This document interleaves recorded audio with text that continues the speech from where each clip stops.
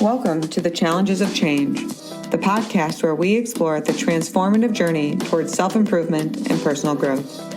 I'm your host, Laura, a mindset coach in the health and fitness industry, here to guide you through the hurdles that life throws at you.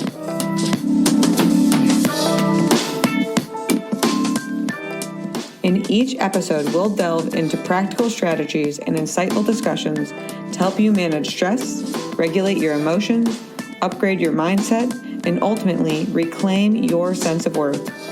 I'm thrilled to have you join me on this journey of change, challenges, and self-discovery.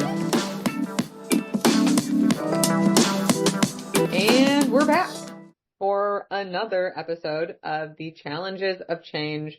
And I have one of my favorite guests here, Coach Jess, here to help you navigate more of life's challenges. Mm-hmm. Yeah, definitely. I'm always happiest when I am going along that journey with somebody and helping them along the way. Life is hard.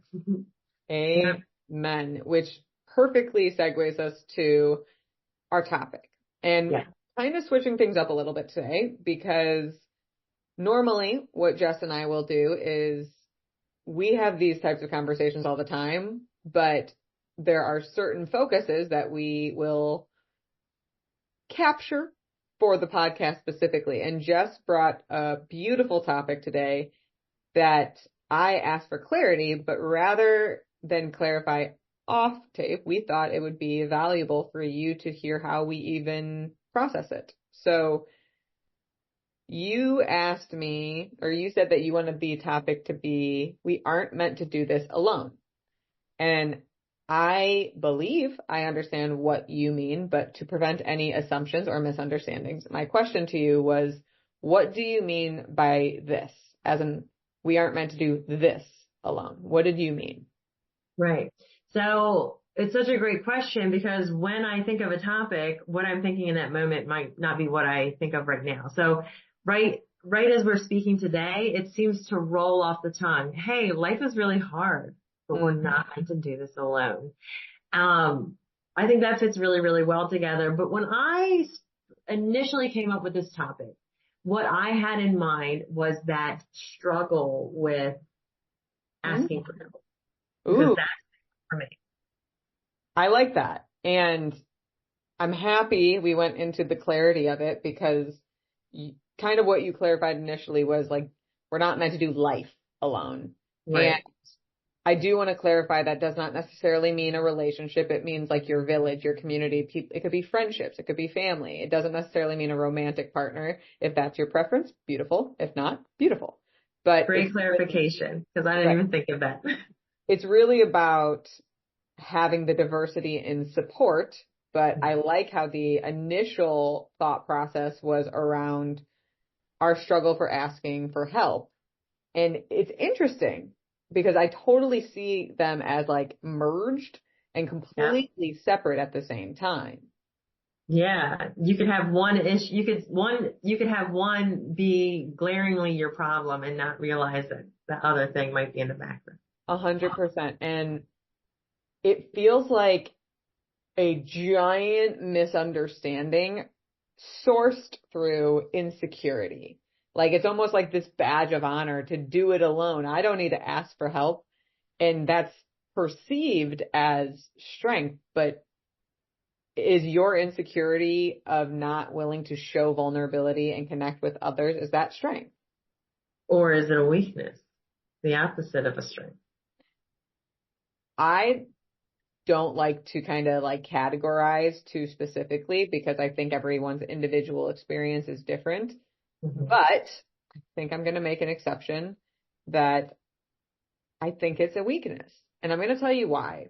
And ironically, I saw something on socials that said celebrating our overworking culture as a sign of strength is inaccurate. It's actually a sign of weakness, of an overused stress system, an imbalance in what it means to be human and to live. And that's a really big kind of idea, but that's one of the ideas that has really been grounded in me since coaching, is like, regardless of how anyone else chooses to live their life, how do I want to live my life? And I don't want to necessarily be like caught in that hustle. I do want to build a community where I feel secure in getting support. So maybe we start by getting to know the insecurity. Right. Yeah. I mean, what is it that makes that so hard? The whole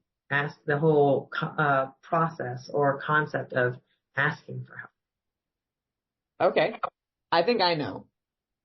My hypothesis is based on everything I've heard with clients and even my own lived experience, it's the meaning that has been made around it with essence of like its strength, kind of what we were just talking about, like not asking for help is strength. But what I have humbly learned is that giving feels really strong and really lonely at the same time.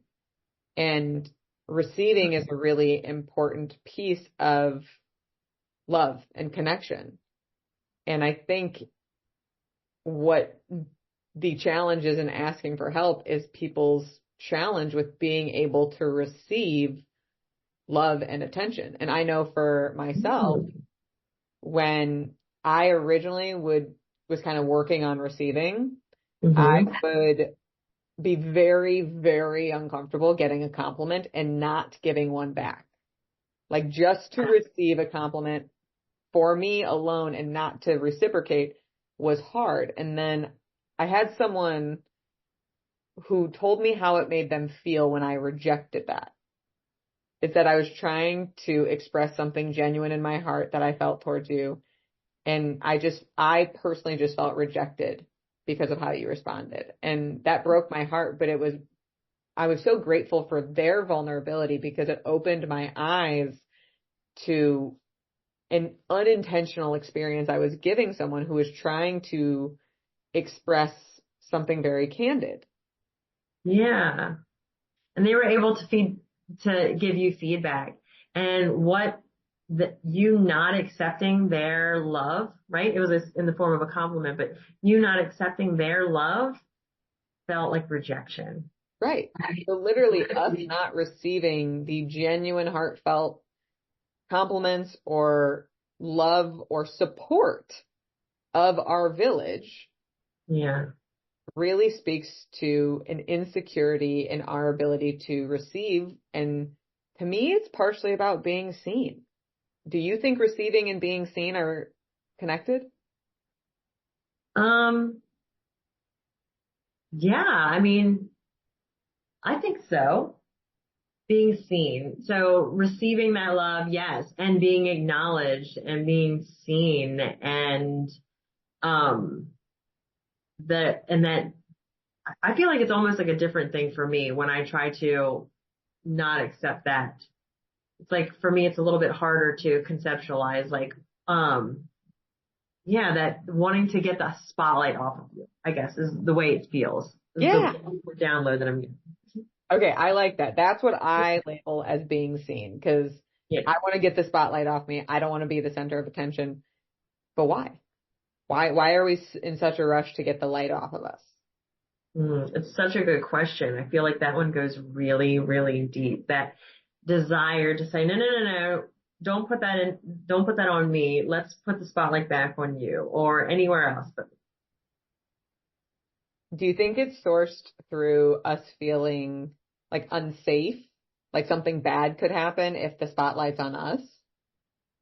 I feel like that might be one of those answers that would be kind of tailor fit to each person. They might have a different reason under there for not wanting to be in the spotlight, depending on what that means to them. Very fair. Good call out and probably 100% accurate. Just further evidence of why you're awesome. So let's get back to the heart of why we're insecure to ask for help. I think it's the meaning we associate of it's weak when I don't think it's weak. And I think that it's about our ability to receive. Okay. I think that and this is why I love when it's me and you, because we think and see things so differently, but have like this commonality in our language. And so, yeah, for me, the asking for help there's that part about being seen, but for me, I think what resonates is this kind of fear of expectations. So asking for help can also be threatening to someone who has always had to be strong. So maybe is the person that most people depend on. So if most people depend on me, I can't need help, or who would they lean on? Right. What would everyone else do if I need help? Support you. Right. Ironically, I have this with a client currently who has some health complications, and she was a dependent, and she feels really insecure about her support system supporting her. She kind of knows that they can, but she doesn't believe it. And because she hasn't allowed herself to lean on people that much because she hasn't needed to, she's now finding herself in this predicament where she's forced to, and she's really struggling with the lack of safety, and how she is terrified that she's not going to have support as she navigates the upcoming challenges. Yeah. And it can be really scary. You're like, or like even just needing to know everything. And like the example you just gave sent me into a whole direction of like taking on new challenges. Like there's this expectation, like I should know everything.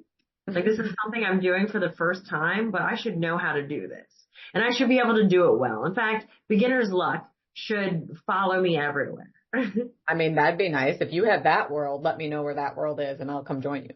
And it kind of makes me think of something I heard on Simon Sinek's podcast. He mentioned that he was coaching a friend of his. And despite all his brilliant coaching, she wasn't following through with any of the actions. So after a couple months, he tried to shift how he approached it. And he said, can you coach me today? And he brought like a legitimate problem to her, and she coached him, and he followed through. And for the first time in months, she started following through. So ironically, by her being the giver, right, rather than getting help, but being the giver, inspired and motivated her to take action in her own life. I mean, yes. Isn't that what coaching's like anyway? I know. It's so cool.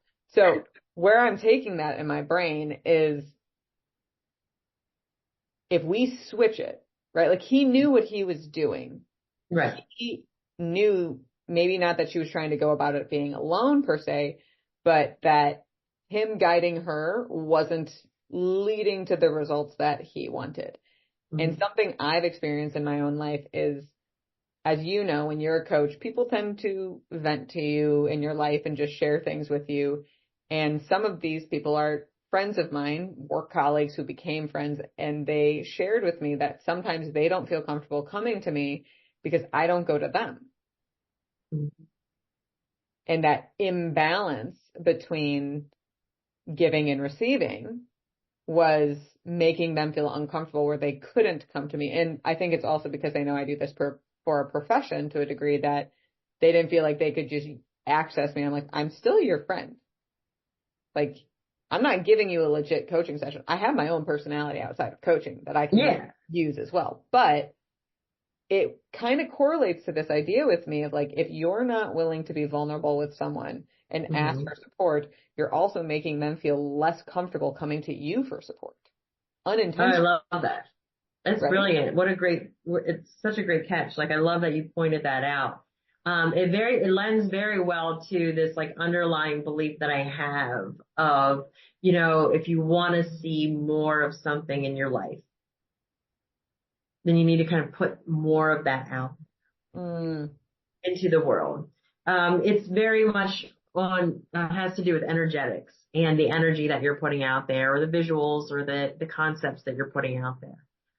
You want to see more love, put more love out there. Do you want trust? You have to start to trust. And so if you want to experience this ability to be able to ask for help, or to give help. Asking for help is how you create that cycle in your life. I totally agree. And I think it's a very aligned way that we think. But if I think back to like who I was before coaching, and if I was listening to this then, I'd be like, no, like that, I don't want to do that. Like that would be uncomfortable for me. And ironically, the question that has arisen in my head around this is, how do people ask for help who don't know how to ask for help?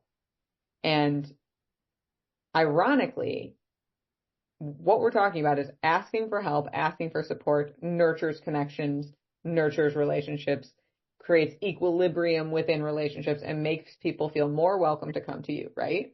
Yeah. So what happens when you don't know how to ask for help, but you're ultimately asking for help unintentionally? What comes to mind, because this was a mistake I made very early in my relationship, is when I needed help, like with chores around the house, I would tell my husband, well, boyfriend at the time, that he wasn't doing enough. Yeah.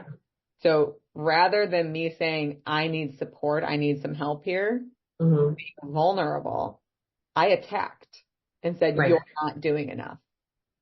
And I created disconnection with him because I wasn't conscious to my own pattern of being uncomfortable asking for help. Have you seen that?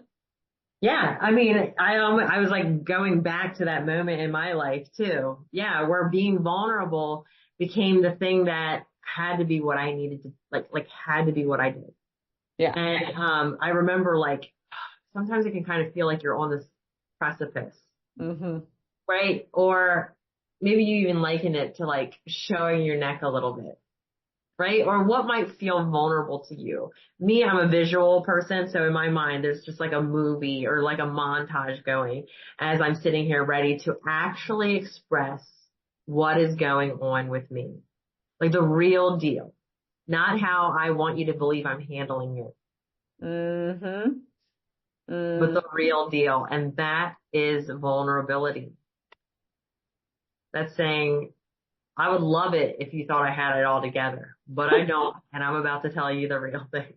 And there's so much value to that. It's so ironic, this idea to me, because I see both sides of it. I see the not strength, but security, if you want to call it that, in not letting people see your humanity, because that's really what it is. Yes.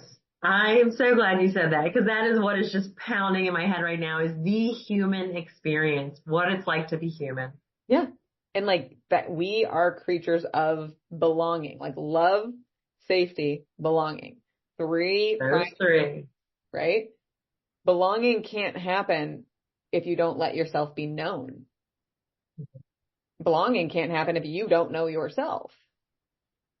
And if we're so afraid to be seen or to be known or to show where we don't have it all together, we're choosing perceived safety through isolation.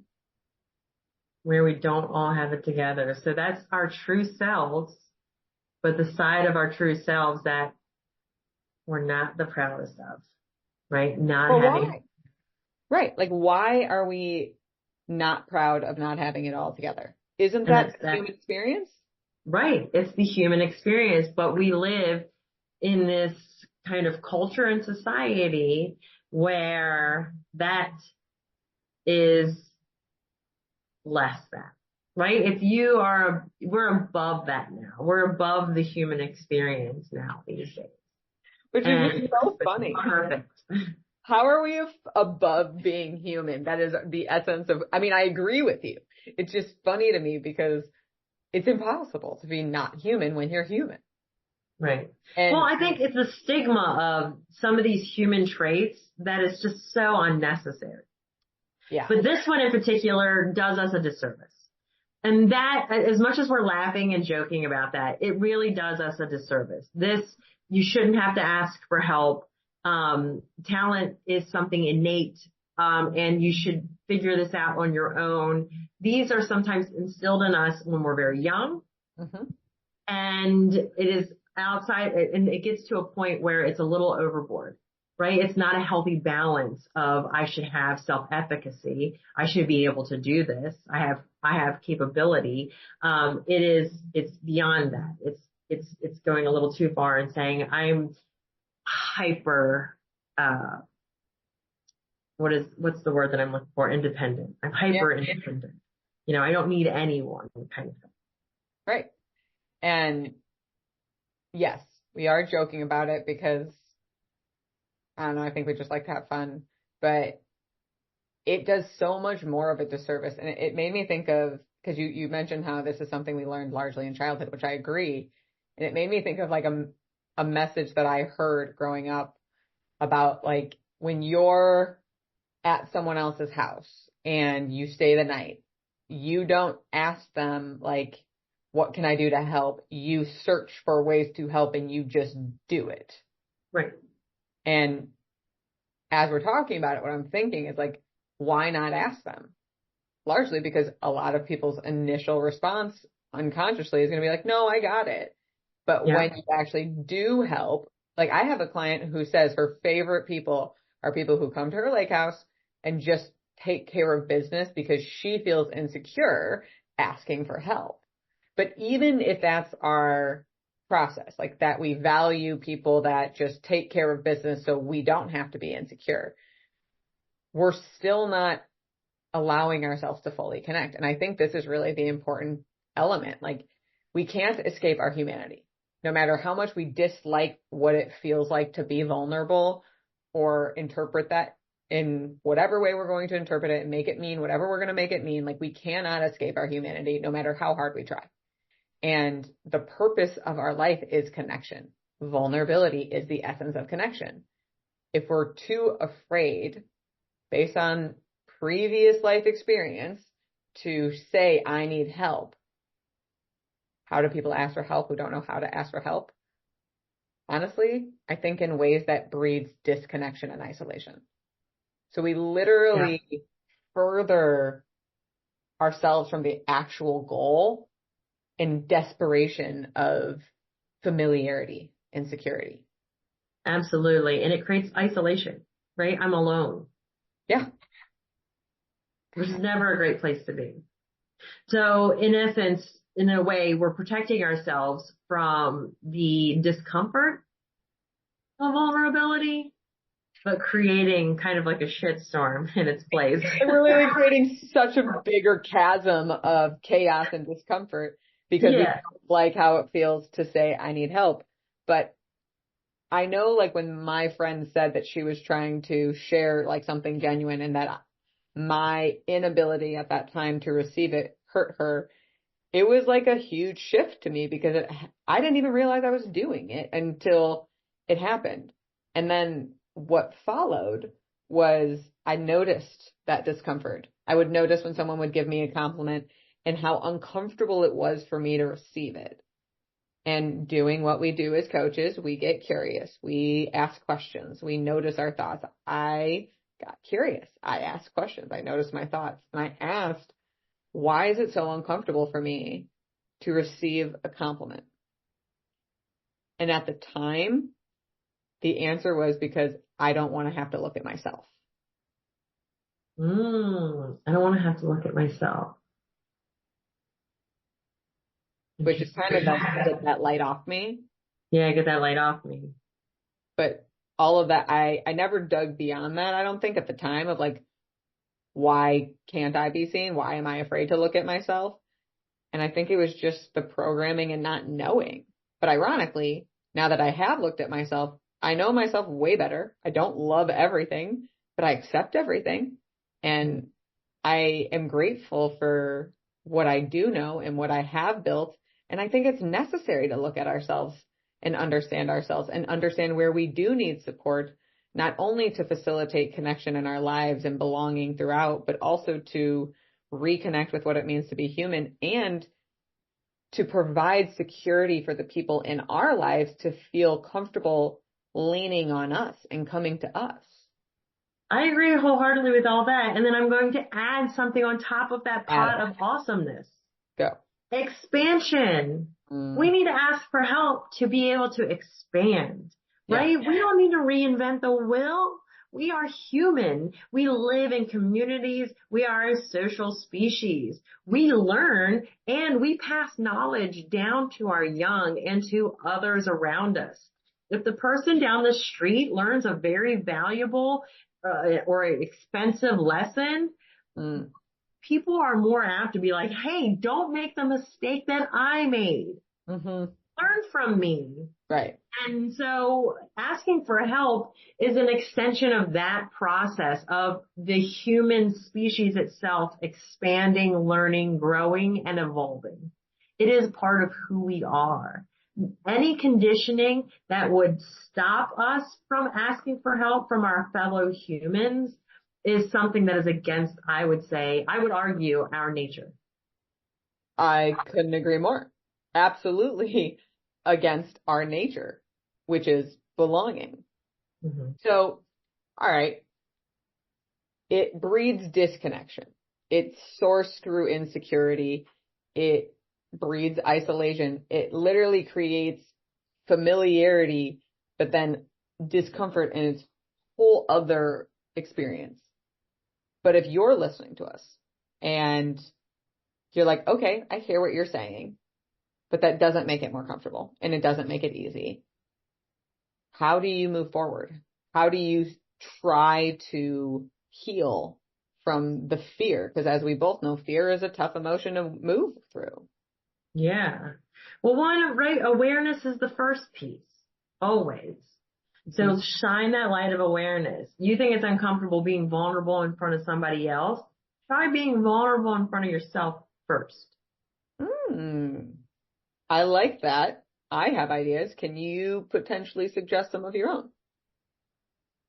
Right. So I am a big fan. I like to promote journaling, but I'll get sneaky and I'll call it several different things because some people don't like journaling. Sometimes it's brain dumping and sometimes it's putting together an outline or a plan. But either way, it is getting what is going on inside of your head and it's getting it down out of your head and either onto paper, onto a notebook, your phone, into some audio file. It doesn't really matter where, but it's getting it out of you and onto something tangible, some other place.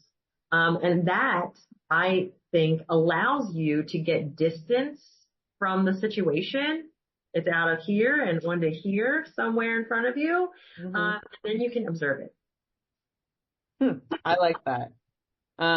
And I would agree. I think what came to mind for me is kind of getting to know yourself a little bit by testing the waters. So for instance, a couple of the ways that I like to get to know myself better is writing. Yes. And I also know it's so funny how people have like an aversion to a word like journaling, but brain dumping is fine. I use the same things. Writing in general. But I have found that I tend to use writing when I am in like the more negatively associated emotions, the lower hanging emotions. It's part of how I like claim my story and understand myself. So when I'm going through insecurity or things of that nature, I have found like recording my voice on like a voice note and listening back to it feels way less threatening to me. Or if I'm trying to strengthen like my self-love, so kind of depending on where I am in it, talking to myself in a mirror and like really looking at myself, like in my eyes wholeheartedly, not judging myself, but just getting to know the person in front of me as who I am rather than who I was told I was. And I have found those have been really awesome ways for me to kind of work through some of my fears and my mental blocks because my voice is my voice. My eyes are my eyes. I can't ignore that, you know? Yeah. I love that. I think mirror work is a thing, and I think we could do like a whole workshop on mirror work. Oh, for sure. Like 3 days of mirror work. Yeah. So if you are afraid to ask for support, that's okay. It doesn't mean Absolutely. anything's wrong Normal. with you. It means you're human, and fear is a natural emotion. The agency, which is such a privilege of ours, so our choice ultimately is how we want to proceed. Do we, with the knowledge of, not asking for support keeps us isolated, keeps us uncomfortable, but in a different way, and breeds disconnection, making people feel uncomfortable coming to us. Is that what we choose? Or do we want to choose to try and ask for help? And asking myself for help was one of the first places I started too. Like, Laura, can you please help me stop scrolling in the morning so I can get my workout in? And I was like, oh, crap. Yeah. How can I figure that out? And I really had to work with myself on it. But then I went to my husband. He was the next person that I went to be like, okay, I'm going to tell you what I'm doing, and I'm going to tell you what I need you to do, and I'm going to tell you why. I was like, I'm going to ask you to bring me my water bottle into the other room. I'm going to say, I need help. I don't know when I'm going to do it. I'm going to do it today. And I just need you to do it immediately. Not in 5 minutes, not in 10 minutes. I need you to do it immediately because I'm noticing I feel uncomfortable asking you for help or anyone for help. And he thought I was weird naturally, but he loves me enough to roll with my weirdness. Yeah. And lo and behold, I said, hey, hon, can you bring me my water? He did. He gave me a kiss, moved on. I was like, okay, we're going to have to rinse and repeat that a couple times. And through coming weeks, he did. And then I tried it with my best friend. And ironically, I told her too, this is the pattern I'm working on.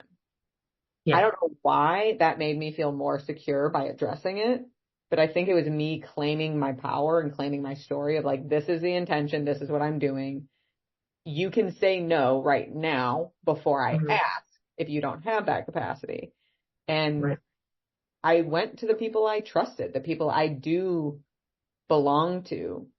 And through that, I was able to start extending myself to people that I don't always trust will have my back, but was able to create the separation that whether they can support me or not, it's not a reflection of me.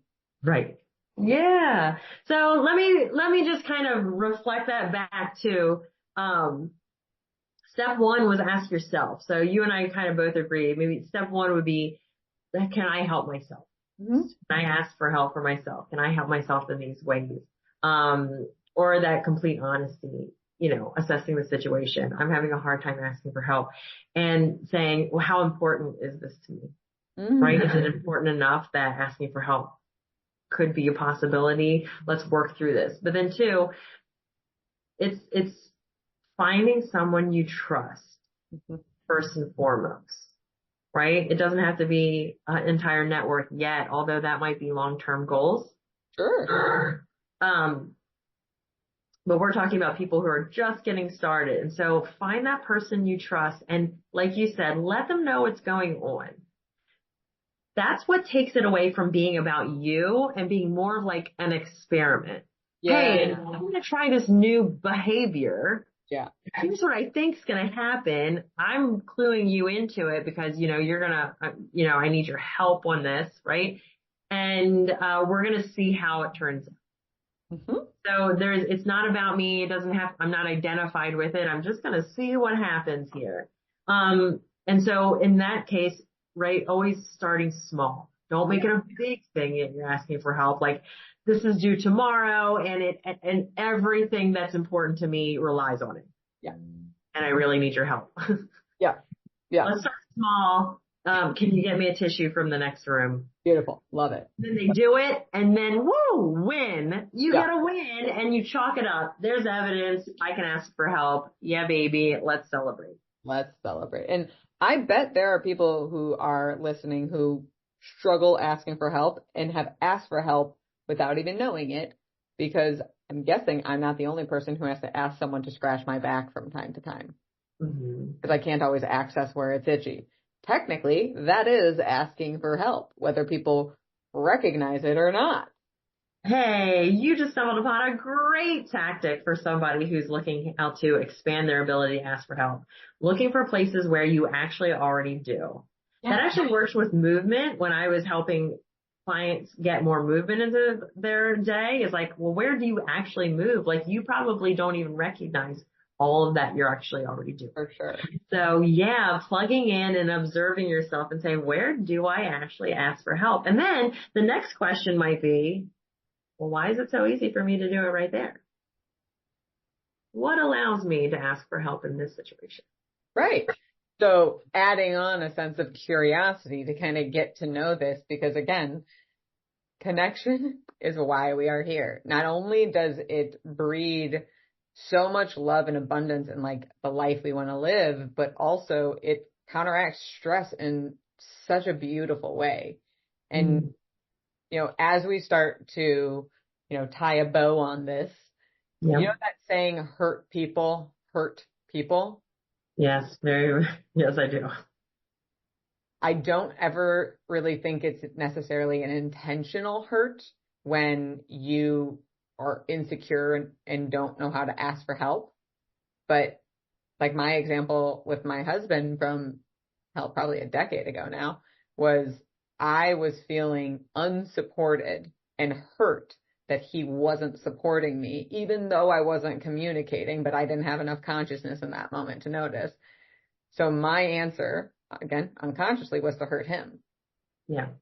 So I highlight it because I want people to understand there's still a cost. It's okay if you're afraid, but you need to understand there's still a cost. And are you wanting to pay that cost now that you're conscious to it? Exactly. Opening up your awareness to the fact that as drilled into you as the discomfort of being vulnerable and asking for help and whatever meanings you may have associated with that, as uncomfortable that is, please, if there's anything you take away from this, understand that there is more cost to it than maybe you're adding to the conversation or you're putting into the conversation when you make those decisions. We're talking about the cost of how it makes the other person feel. People do love helping others. We get something out of it and it makes us feel good and we want to do it. And there's people out here how many people do you talk to a day that say, I'm here to help others? It's a lot. Yeah. I don't even know. But so it also sparked something that I just want to kind of throw in there before I end it is you mentioned earlier how we have to put on the mask if we have it all together. Yep. And I was talking to a friend that I met networking the other day, and we were just kind of catching up, and I mentioned something about like how the business has grown and like the coaches being on. And I was like, yeah, I have no idea what I'm doing. And I like laughed at it. And she just put her arm around me. She goes, none of us do. They can take it, right? And I was like, right. And like, that's what came to mind is like the authenticity that you kind of commented on earlier of just like shedding the mask and letting yourself be seen. Simply that moment of her putting her arm around me and saying, none of us do. It felt like I was part of. I was one with. She didn't say like, oh yeah, here's all the things that are crazy in my life, but she related to my experience in a way that said, you're welcome with me. And that was belonging in such a simple word. And I didn't necessarily need it. Like I wasn't in a negative space about that being my reality. But since it was a very real, genuine moment that happened yesterday, it represents kind of the push-pull. Like we aren't meant to do this alone. And when we try to, we accidentally hurt people we love. But create isolation. Yeah. And if we're brave enough to venture out into the vulnerability to create new patterns and ask for help, we create connection, we create belonging, and we can actually live a more balanced and full life because we're getting support, which is our human nature. Yep. It's like that old saying of mine, on the other side of that uncomfortable feeling is exactly how you want to feel.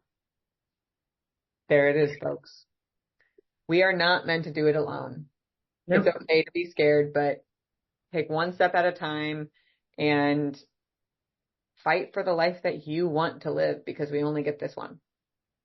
You should be running arms open to the life of your dreams. There's no excuse not to. Beautiful. Well, thank you as always for such a riveting conversation. I'm so happy we digested it the way we did, so openly. And for our listeners, really hope that you are able to take this in and help navigate a new way of finding connection and support in your life, so you really can feel the strength in its true form. Yeah, get out there and try it. Dip your toe in the water.